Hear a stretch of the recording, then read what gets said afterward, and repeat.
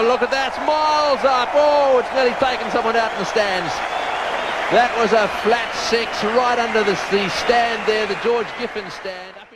Hello everyone and welcome to this Crikazi video. I am your host Behram Kazi, and lately I've been seeing a lot of cricket players, journalists and fans alike create their own World 11s on the different mediums of social media. Now these World 11s range from Australia all-time Test 11, India all-time ODI 11, Pakistan all-time T20 11. So I thought I'd take a stab at it too, but I want to change the rules a bit. I want to create a global all-time Test 11, and the rules are that you're only allowed to select one player from each Test playing nation. There are 12 Test playing nations in total, so you can select a squad of 12 with a 12th man, and another rule is that you can only select players who have played in the last 50 years. So that rules out the Bradmans and the Sobers. So without further ado, let's jump right into it. The first name on my team sheet is a name which is synonymous with the game of cricket. This player has played the most amount of test matches, 200 test matches, and has played in 4 different decades. I'm talking about none other than what many would regard as the greatest batsman of all time, Sachin Ramesh Tendulkar, and that is my pick from India. Now, across 200 test matches, Sachin scored runs all across the globe, had an average of over 53 and missed out on a triple, but does have a 248 not out. He has 51 test centuries, which is the most by any single player, and I think that he would walk into any Test 11, any World 11, any day. So Sachin is my first pick, and even though I know he didn't open in Test cricket, I will keep him as an opener in my global all-time Test 11. My second opener may well prove to be a very controversial pick, as many of you may wonder, why has Behram gone for this particular Australian cricketer, knowing very well how many legendary and high quality cricketers have come from Australia over the years. I'm going to give you my rationale as well, and my pick is Matthew Hayden. Now, Haydos is a veteran of over 100 test matches. He has scored over 8,500 runs and averages over 50. Now, that is an anomaly for a test match opener, averaging over 50. And mind you, a lot of these runs have been scored in the subcontinent, which is also very rare from a batsman from Australia, New Zealand, England or South Africa. So, these are all the reasons why I think Hayden would make this 11 and partner Sachin up top. He is also a bit of a basher. He scored his runs at a strike rate of around 60, which is pretty high in Test cricket. He has a wonderful conversion rate, 30 hundreds, 29 50s, and he would allow Sachin to control the innings while he can just go after the bowlers, bludgeoning them all across the park. And that is exactly why I've chosen Haydos as my second opener. At number 3, I have gone for one of my favourite modern day cricketers. He is widely regarded as the greatest batsman New Zealand has ever produced. He is currently leading New Zealand's test side and will also be the captain for my global all-time Test 11. Yup, you guessed it, I'm talking about Kane Williamson. Kane has played 80 test matches, scored over 6,000 runs. He has 21 test centuries to his name, and he has gotten them at an average of 50.99, which are phenomenal numbers. And we must not forget that Kane is one of the best players of spin in the modern day circuit. I still remember the ease with which he played Yasir Shah in the UAE, and New Zealand actually went on to win that test series 2-1, and that was a monumental feat. So I think Kane Williamson very, very easily walks into this 11 as number 3, and I did not think twice when I was thinking about a cricketer from New Zealand. So that concludes the top order. Let's move on to the middle order.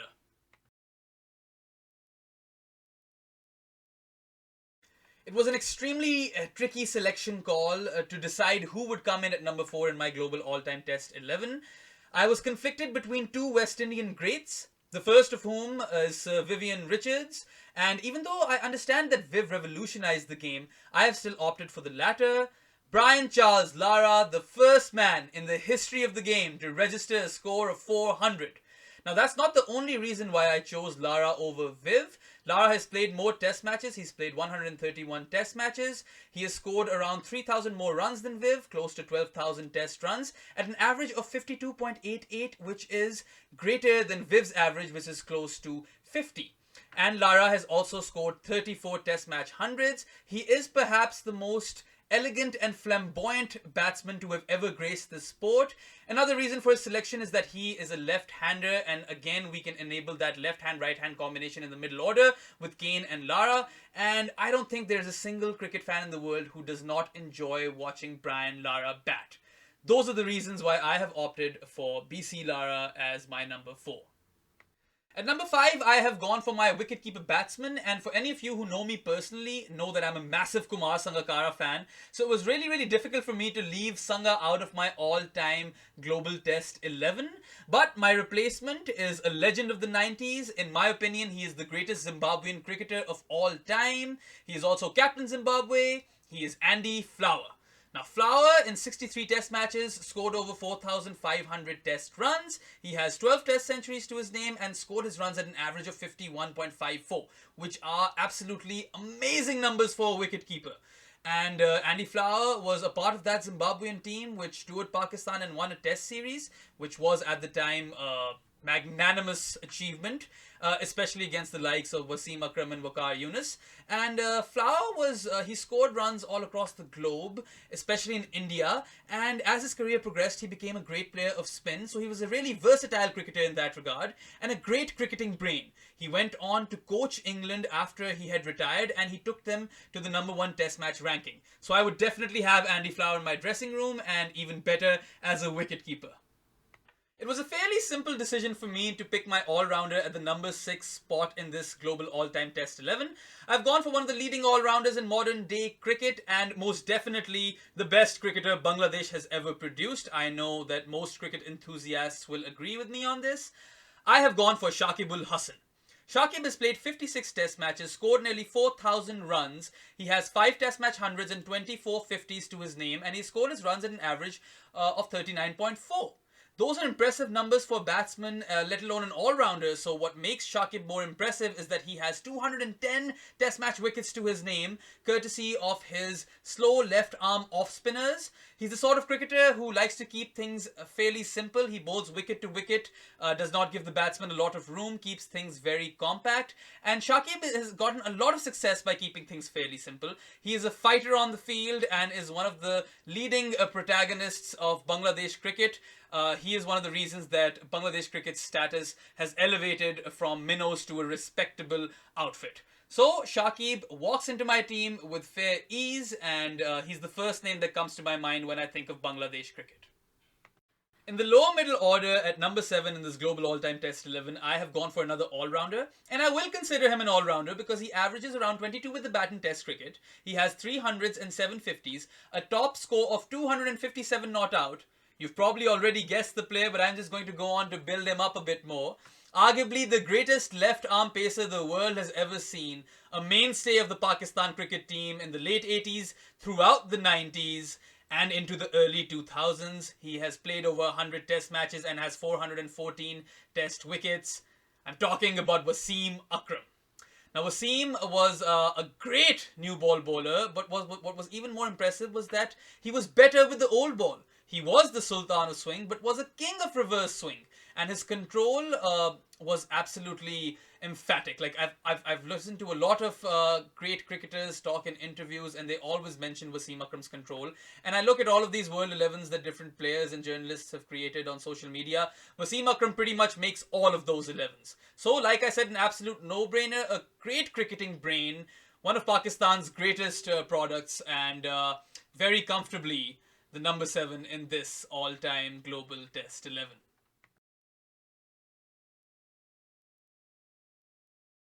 On to the bowling attack now. So, you want as much variety as you can possibly get. We already have a slow left-arm offie in Shakib, who averages around 31, and then you have the greatest left-arm pacer in Wasim, who averages around 23.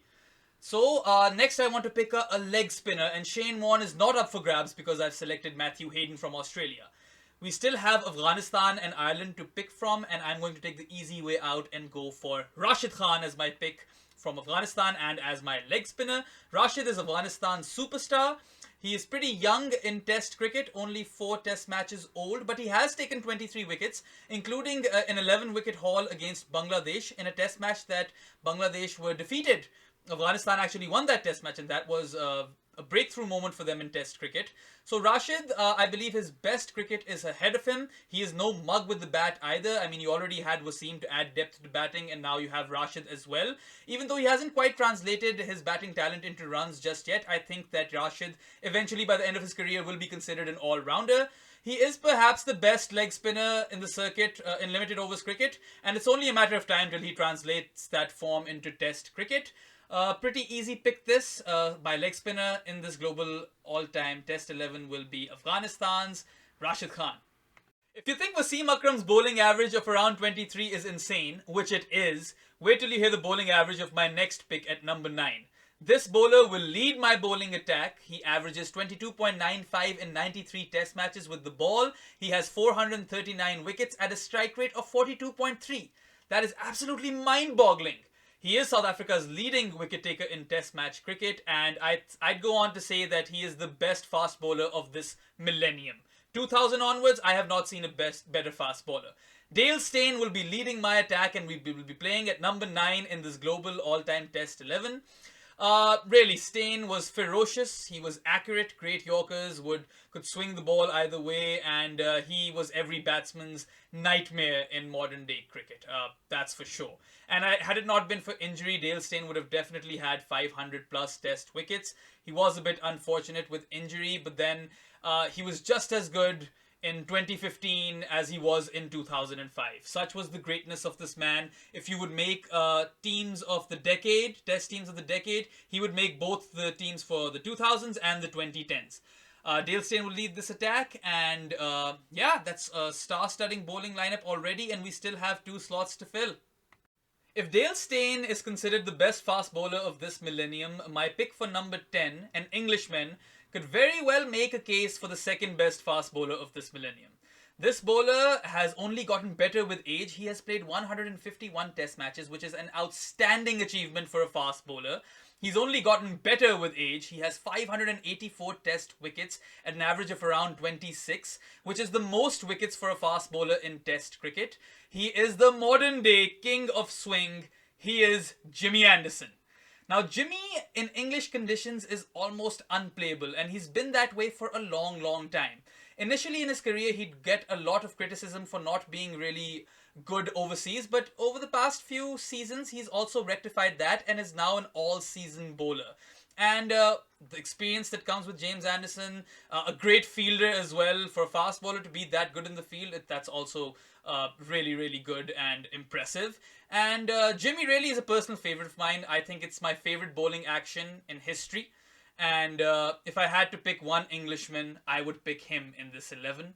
And that completes a fast bowling trio of Wasim, Steyn, and Jimmy Anderson. So that's a headache for Kane Williamson. Who does he give the new ball to? I'll leave that to him, and we'll move on to the last player in the playing 11. So now we have a slow left-arm off-spinner in Shakib, the greatest left-arm pacer in Wasim, 2 outstanding right-arm pacers and different kinds of right-arm pacers in Steyn and James Anderson, and then a leg spinner in Rashid Khan. That leaves room for a right-arm off-spinner, so might as well go and select the best one to have ever played the sport. Muthaiya Muralidharan, a veteran of 133 test matches and the leading wicket taker in test match history with 800 wickets, and that too at an average of 22.72. Murali is the undisputed king of off-spin, and even though Saklan invented the Dusra, Murali was the one who perfected it. Imagine facing Rashid Khan's unplayable googlies from one end and then Murali's Dusras from the other. And imagine how successful Murali could be if he used the rough created by Wasim Akram. So that concludes the playing 11. We have Matthew Hayden and Sachin Tendulkar as openers, Kane Williamson the captain at 1 down, then we have Brian Lara, Andy Flower the wicket keeper, Shakib Al Hasan and Wasim Akram the all-rounders, Rashid Khan the leg spinner, James Anderson and Steyn the fast bowling duo, and then Muthaiya Muralidharan as the right arm off spinner. And I think no team in history could beat that global all-time 11. I'll go on to talk a little bit about my 12th man as well. I've selected Kevin O'Brien from Ireland. He was outstanding in his first test match, Ireland's first test match that they played against Pakistan. He scored a century, became the first Irish player to have scored a century, and he has been he's been there throughout Ireland's journey into becoming a formidable cricketing side. He was there in the 2007 World Cup when Ireland beat Pakistan, and then he was there for their first test match as well. In the middle, he scored an amazing century against England in the 2011 World Cup. So given his experience, I've chosen him as the 12th man for this team. And then, if it's not a turning wicket, you could easily drop Shakib and put Kevin O'Brien in and use his medium paces. So that's an option that Kane Williamson could avail. And that wraps up this global all-time 11, guys. Of course, do not forget to wash your hands, stay indoors, and practice social distancing. We will all get out of this calamity that's taken over the world, and hopefully this virus will come to an end soon. I hope you enjoyed this video. Please tell me your global all-time 11s in the YouTube comments or tweet at DefMango. I would love to hear from you. And if you enjoyed this content, please like, share, and subscribe. And if you have any feedback for me or any content you want me to cover, please let me know as well. I tweet at DefMango, and the Instagram and Facebook pages and YouTube page are all called Crickazi. I'll try to come up with some more World 11 videos for you, but that's all for now, guys. See you next time. Goodbye.